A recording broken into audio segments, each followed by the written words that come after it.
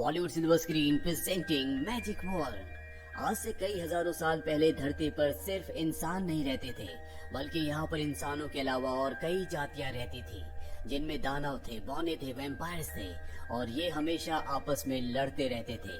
लेकिन धीरे धीरे सबको समझ में आ गया कि आपस में लड़ाई का मतलब सिर्फ और सिर्फ तबाही है, इसीलिए सबको मिलकर रहना पड़ेगा। इसीलिए इंसानों ने सबके साथ मिलकर रहना शुरू कर दिया। आज कई हजारों साल भी ये सभी अलग अलग क्रिएचर्स इसी धरती पर अपनी पहचान छुपा कर रहते हैं। यही हम एक बच्चे को दिखाया जाता है जिसका नाम टॉम है, जो अपने पिता के साथ मैजिकल स्कूल जा रहा है। जब भी मैजिकल स्कूल की सरहद पर होते हैं तभी यहाँ पर स्कूल का केयरटेकर आता है, जो कि हजारों साल से जिंदा है। वो इन्हें उस शहर तक ले जाता है जहाँ पर मैजिकल स्कूल है। और जब इस शहर में पहुँच जाते हैं तो टॉम के गले में जो ब्लड लॉकेट होता है वो अपने आप ही चमकने लग जाता है, जिसकी मैजिकल शक्ति से एक लड़का जो कि साइकिल चला रहा होता है, उसकी साइकिल पुराने जमाने की साइकिल में कन्वर्ट हो जाती है और वो साइकिल से गिर जाता है। साथ ही यहाँ पर जो ट्रैफिक पुलिस वाला होता है उसकी टोपी भी पुराने जमाने की टोपी में बदल जाती है। टॉम के पिता उन सब से माफी मांगते हैं। दरअसल टॉम कोई इंसान नहीं है, बल्कि वो एक वैम्पायर है। अब टॉम के पिता और टॉम यहाँ शहर में एक नए घर में शिफ्ट हो जाते हैं, जहाँ पर स्कूल का केयरटेकर आता और बताता है कि अगर टॉम को स्कूल में एडमिशन लेना है तो उसे बहुत सारे टेस्ट देने होंगे। हालांकि इनके पास बहुत ज्यादा पैसे नहीं है। अगले दिन टॉम पहली बार स्कूल जाता है, जहाँ उसकी मुलाकात फाया नाम की एक लड़की से होती है, जो कि एक फेरी यानी कि परी है। यहाँ पर एक लड़का भी होता है जिसका नाम वुल्फ है, और ये एक वेयरवुल्फ है। सबको यहाँ पता चलता है कि जब ये पूरे 7 साल के हो जाएंगे तब इन्हें अपनी असली शक्तियों का पता चलेगा। अब ये सब के सब बच्चे प्रिंसिपल के सामने जाते हैं, जहाँ पर प्रिंसिपल इन्हें स्कूल के रूल्स बताती है और साथ ही वो एक मंत्र बोलती है, जिससे यहाँ पर जितने भी नए बच्चे आए होते हैं उन सब के अंदर उनकी शक्तियाँ आ जाती है। फाया, टॉम और उसका साथी जो वुल्फ होता है, इन तीनों के अंदर भी इनकी शक्तियाँ आती है, लेकिन ये अपनी शक्तियों को कंट्रोल नहीं कर पाते और ना ही उन्हें अच्छे से यूज कर पाते हैं, जिससे तीनों के तीनों डिसअपॉइंट हो जाते हैं। वहीं टॉम के पिता को दिखाया जाता है, जो शहर के मेयर के पास जाते हैं और वो उन्हें बताते हैं कि मेरे पास इतने पैसे नहीं है कि मैं टॉम की फीस का जो टैक्स है वो दे पाऊँ। मेयर कहता है कोई बात नहीं, टैक्स देने की जरूरत नहीं है, लेकिन जो टॉम के गले में ब्लड लॉकेट है वो लॉकेट तुम मुझे दे दो, जिसके बदले मैं टॉम के सारे टैक्स माफ कर दूंगा। लेकिन टॉम के पिता कहते हैं कि मैं ऐसा नहीं कर सकता। वो टॉम की मॉम की आखिरी निशानी है जो मरते वक्त उसने टॉम को दी थी। हालांकि मेयर को ये सुनने के बाद बहुत गुस्सा आता है, लेकिन वो अपना गुस्सा उसे नहीं दिखाता और कहता है कि तुम जा सकते हो। दरअसल मेयर ने जानबूझकर टॉम को स्कूल में बुलाया है, क्योंकि वो उस ब्लड लॉकेट को हासिल करना चाहता है।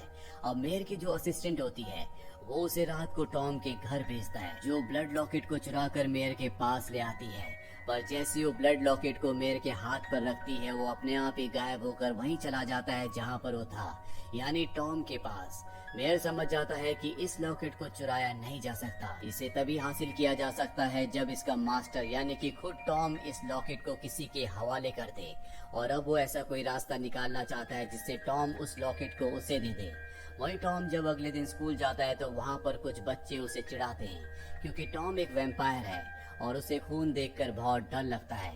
टॉम यहाँ से निकलकर जंगल में चला जाता है, जहाँ पर उसे अपने दोनों दोस्त वुल्फ और फाया भी मिलते हैं। दरअसल ये दोनों भी अपनी मैजिकल पावर को इस्तेमाल नहीं कर पाए थे, इसीलिए इनको भी सब बच्चे स्कूल में चिढ़ा रहे होते हैं और अब ये दोनों यहाँ से जाना चाहते हैं। टॉम भी इनके साथ शामिल हो जाता है और अब ये तीनों की तीनों स्कूल को छोड़कर यहाँ से निकलना चाहते हैं। और जब ये ब्रिज की तरफ बढ़ रहे होते हैं तभी पीछे एक साये को दिखाया जाता है, जो लगातार इनका पीछा कर रहा होता है। ये तीनों की तीनों मैजिकल ब्रिज तक पहुँच जाते हैं, जहाँ पर स्कूल का केयर टेकर होता है। वो इनसे पूछता है कि तुम कहाँ जा रहे हो। ये बताते हैं कि हम इस जगह को छोड़कर जाना चाहते हैं। और तभी वो अपनी भविष्यवाणी की किताब को निकालता है और बताता है कि यहाँ इस दुनिया में एक ऐसी भविष्यवाणी है जिसके मुताबिक 3 बच्चे यहाँ पर आएंगे और वो तीनों इस जगह को बुरे साये से यानी कि शैतानी शक्ति से आजाद करवाएंगे। और वो तीनों बच्चे तुम ही हो। जल्दी तुम अपनी पावर्स को अच्छे से यूज कर पाओगे। टॉम को ये सारी बातें मनगढ़ंत यानी कि झूठी लगती है। वो यहाँ से जाने लगता है, जिससे केयरटेकर को गुस्सा आ जाता है और वो अपने असली रूप में बदल जाता है। दरअसल वो एक जायंट होता है और इससे पहले कि वो इन पर हमला करता है, यहाँ पर वही साया आ जाता है जो लगातार इन तीनों बच्चों का पीछा कर रहा था और वो इन तीनों बच्चों को यहाँ से बचाकर अपने घर ले आता है, जहाँ वो इन तीनों बच्चों को बताता है कि मैं तुम्हारे स्कूल में सफाई का काम करता हूँ, मेरा नाम हैना पेल है। ये बच्चे उससे भविष्यवाणी के बारे में पूछते हैं जो जायंट ने यानी केयरटेकर ने इन तीनों को बताई थी। वो कहता है फिलहाल तुम इस बारे में भूल जाओ और अपनी पढ़ाई पर ध्यान दो। यहाँ पर इन्हें किताब दिखती है जिसमें लिखा होता है कि स्कूल में एक लाइब्रेरी है जो कि मैजिकल किताबों से भरी हुई है, और वहाँ पर एक किताब ऐसी भी है जिस किताब में भविष्यवाणियों के बारे में लिखा हुआ है। इसीलिए तीनों की तीनों हैनापेल के घर से निकल जाते हैं और स्कूल में लाइब्रेरी को ढूंढना शुरू कर देते हैं, जहाँ पर इन्हें रास्ता मिल जाता है। ये तीनों की तीनों उस रास्ते से अंदर जाते हैं, जहाँ पर कुछ निशानों से पता चलता है कि वो खुफिया लाइब्रेरी कहाँ पर है। पर जब ये तीनों आगे जाते हैं तो देखते हैं कि लाइब्रेरी के डोर के बाहर एक भेड़िया यानी कि वुल्फ बंधा हुआ है जो इस डोर की रक्षा कर रहा है। लेकिन इनके साथ पहले से वुल्फ है जो उस दूसरे वुल्फ के पास जाता है, उससे बातें करने लगता है, और जब वो उसे अपनी बातों में लगाता है तो टॉम और फाया दोनों के दोनों उस डोर के अंदर चले जाते हैं। पर इसका भी कोई फायदा नहीं होता क्योंकि दरवाजे की दूसरी तरफ एक बहुत गहरी खाई होती है, जिस खाई को पार करने का कोई भी रास्ता नहीं होता। ये उस खाई के अंदर एक पत्थर फेंकते हैं और तभी अंदर से बहुत सारे चमगादड़ बाहर निकलते हैं। यहाँ पर टॉम को समझ में आ जाता है कि ये कोई ना कोई भ्रम यानी कि इल्यूजन है। इसे दूर करने के लिए उसे कुछ न कुछ करना होगा, और तभी वो अपने गले से बैट की आवाज यानी कि चमगादड़ की आवाज निकालता है, जिससे यहाँ पर अदृश्य पिलर अपने आप ही विजिबल होना शुरू हो जाते हैं जो उस पार जाने का रास्ता है। वो फाया को पकड़कर उन पिलर के सहारे इस खाई को पार करके दूसरी तरफ पहुंच जाता है। और यहाँ टॉम ने पहली बार अपनी वैम्पायर की पावर को यूज किया था जब उसने चमगादड़ की आवाज निकाली थी। अभी दोनों के दोनों लाइब्रेरी में पहुंच जाते हैं। इन्हें वो किताब मिल जाती है जिससे भविष्य के बारे में पता लगाया जा सकता है, लेकिन वो बहुत ऊपर होती है। और फाया जो कि एक परी है अपनी आंखें बंद करके अपनी शक्तियां इस्तेमाल करने की कोशिश करती है। अगली पल उसके पंख निकल आते हैं और वो उस किताब तक पहुंच जाती है। वो किताब को हासिल कर लेती है और ये दोनों के दोनों निकल कर उस जगह आ जाते हैं जहाँ पर इनका साथी वुल्फ अब भी भेड़िए को रोक कर रखा होता है, लेकिन अब उसे भी निकलना होगा, इसीलिए तीनों भागना शुरू कर देते हैं।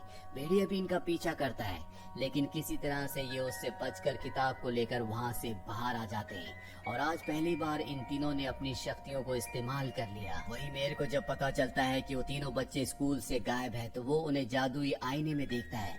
वो देखता है कि उनके पास भविष्य बताने वाली किताब है, जिसे देखकर वो परेशान हो जाता है। टॉम जब किताब खोलता है तो उसमें लूसीफर नाम का एक जिक्र होता है जो नहीं चाहता कि इंसानों के बीच में और मॉन्स्टर्स के बीच में दोस्ती हो, जैसा कि अब हो चुकी है क्योंकि अब सब मिलकर रहते हैं।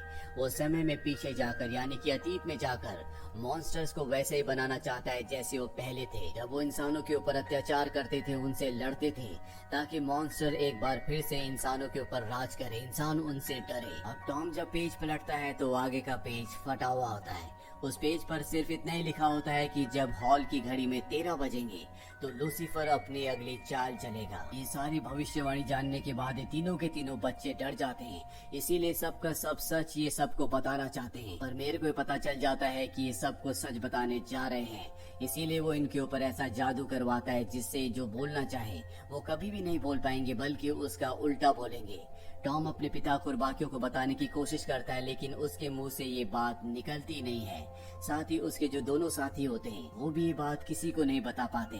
फोन पर ये बातें करते और तय करते हैं कि अगले दिन ये तीनों एक बार फिर से मिलेंगे। रात को टॉम एक बार फिर से उस किताब को पढ़ता है, उस लाइन को पढ़ता है जहाँ पर लिखा होता है कि लूसीफर एक बार फिर से सभी मॉन्स्टर्स को पुराने वक्त में ले जाना चाहता है। और तभी टॉम को एहसास होता है कि उसके गले में जो लॉकेट है वो भी चीजों को पुराने वक्त में बदल देता है, जैसे कि उसने ट्रैफिक पुलिस वाले की और उस लड़के की साइकिल को बदल दिया था। उसे एहसास होता है कि कहीं न कहीं उसका लॉकेट इन चीजों से जुड़ा हुआ है।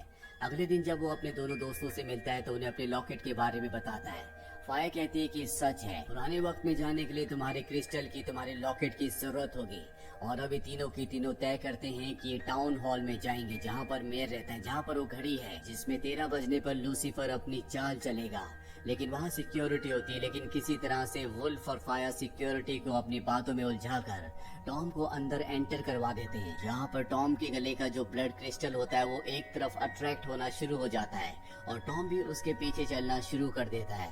और वो उस जगह पहुंच जाता है जहाँ पर एक बहुत बड़ा क्रिस्टल होता है, जो ठीक उसी तरह का क्रिस्टल है जिस तरह का टॉम के गले में है। और जब टॉम के गले का ब्लड क्रिस्टल उसके बहुत नजदीक जाता है तो यहाँ पर मेयर की जो असिस्टेंट होती है उसका कंप्यूटर बदलकर पुराने जमाने के कंप्यूटर में बदल जाता है। साथ ही टॉम का बैग भी बदल जाता है। मेयर की असिस्टेंट समझ जाती है कि यहाँ पर टॉम क्रिस्टल के साथ आ चुका है वो ये बात बताने के लिए मेयर के पास जाती है, लेकिन तब तक टॉम यहाँ से निकल जाता है। मेयर अपने असिस्टेंट से कहता है कि मुझे किसी भी कीमत पर टॉम का ब्लड क्रिस्टल चाहिए। मेयर यहाँ पर ये भी रिवील करता है कि उसके पास टाउन हॉल में जितने भी क्रिस्टल्स हैं, उसने दुनिया भर में कई जादूगरों को मारकर उनसे जबरदस्ती इस क्रिस्टल को हासिल किया है और अब उसे टॉम का क्रिस्टल चाहिए। वही फायर टॉम को बताती है कि तुम्हारी मॉम ने तुम्हें ब्लड क्रिस्टल दिया था, इसका मतलब वो अपने टाइम की बहुत बड़ी जादूगर थी और उन्हें इस क्रिस्टल को संभालने के लिए दिया गया था। अब जबकि टॉम का बैग पुराने जमाने के बैग में बदल चुका था, तो उसके अंदर जो भविष्य बताने वाली किताब थी वो भी पुराने जमाने के वक्त की तरह बदल गई थी और उसका जो फटा हुआ पेज था वो भी वापस आ चुका था। और अब ये उस पेज को पढ़ते हैं जिसमें लिखा होता है कि सूर्य ग्रहण के दिन लूसीफर सबको एक बार फिर से पहले की तरह बदल देगा और सभी मॉन्स्टर्स को चेंज कर देगा। और आज ही सूर्य ग्रहण होता है और मेयर ने सबको टाउन हॉल में बुलाया होता है। तीनों के तीनों समझ जाते हैं कि लूसीफर और कोई नहीं बल्कि खुद मेयर है, लेकिन मेयर को अपने मकसद को पूरा करने के लिए वो आखिरी क्रिस्टल चाहिए जो कि टॉम के गले में है। टॉम फैसला करता है कि वो इस शहर को छोड़कर चला जाएगा और वो उस ब्रिज तक पहुंच जाता है जहां पर शहर का केयरटेकर है, लेकिन इस बार वो उसे यहां से जाने देता है। पर इससे पहले कि वो ब्रिज को क्रॉस करता, वहां पर मेयर जो कि अपने असली रूप में यानी कि लूसीफर के रूप में आ जाता है, वो फायर को पकड़ लेता है और टॉम से कहता है कि अगर तुम ब्लड क्रिस्टल को लेकर टाउन हॉल के टावर पर नहीं आए तो मैं तुम्हारी दोस्त फायर को मार दूंगा। इसीलिए टॉम को वहां पर जाना पड़ता है। अपने साथी वुल्फ के साथ वहां पहुंच जाता है जहां पर वो लूसीफर को यानी कि मेयर को उस क्रिस्टल को दे देता है, जिसके बदले वो फायर को छोड़ देता है। अब वो इन तीनों को बताता है कि टाउन हॉल के बाहर सभी लोग इकट्ठा होने वाले, जिसमें बहुत सारे मॉन्स्टर्स भी हैं। मैं उन्हें पहले की तरह बना दूंगा और जब वो पहले की तरह बन जाएंगे तो मेरी एक आर्मी होगी और हम इंसानों के ऊपर राज करेंगे। और इसके बाद वो टॉम के ब्लड क्रिस्टल को उस बड़े क्रिस्टल के साथ जोड़ देता है और ऐसा करते ही उस क्रिस्टल से लाल रंग की ऊर्जा रोशनी निकलना शुरू हो जाती है जो नीचे खड़े लोगों के ऊपर जाने लगती है, जिसमें बहुत सारे मॉन्स्टर्स भी हैं। ठीक इसी वक्त 13 भी बच जाते हैं। जैसा कि भविष्यवाणी में लिखा था कि जैसे ही 13 बजेंगे लूसीफर अपनी चाल चलेगा। लूसीफर ने अपनी चाल चल दी है, पर इससे पहले कि नीचे खड़े मॉन्स्टर पुराने मॉन्स्टर्स में यानी कि बहुत ही खतरनाक मॉन्स्टर्स में बदल जाते। यहाँ पर टॉम का जो क्रिस्टल होता है वो अपने आप ही गायब हो जाता है। मेरे को कुछ भी समझ में नहीं आता और टॉम अब उसे बताता है कि ये मेरी एक चाल थी। यहाँ आने से पहले मैंने अपने क्रिस्टल को हैनापेल को दे दिया था, यानी कि वो उसका अब नया मास्टर था। और जैसा कि मेरी मॉम ने मैजिक किया था कि अगर इसे कोई भी दूसरा इंसान लेने की कोशिश करेगा तो ये गायब होकर वापस अपने पुराने मास्टर के पास चला जाएगा, इसीलिए अब वो दोबारा से हैनापेल के पास जा चुका है। ये सुनकर मेरे को बहुत गुस्सा आता है। वो इन तीनों के ऊपर हमला कर देता है, जिस हमले में टॉम बेहोश हो जाता है। साथ ही वो फायर को ऊपर से नीचे गिरा देता है। ये देखकर वुल्फ को बहुत गुस्सा आता है। वो उसके ऊपर हमला कर देता है, लेकिन वो मेयर के सामने टिक नहीं पाता और अगले पल फायर अपनी शक्तियों का इस्तेमाल करके उड़ते हुए वापस ऊपर आ जाती है।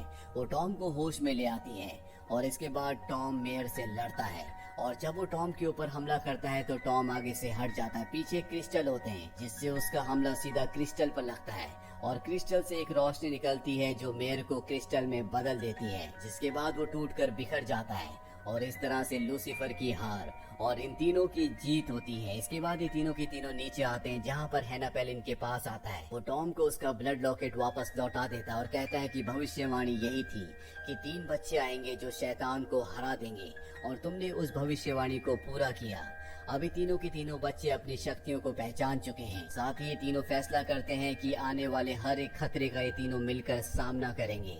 इसी के साथ ये कहानी यहीं पर खत्म हो जाती है। उम्मीद करते हैं कि ये कहानी आपको पसंद आई होगी।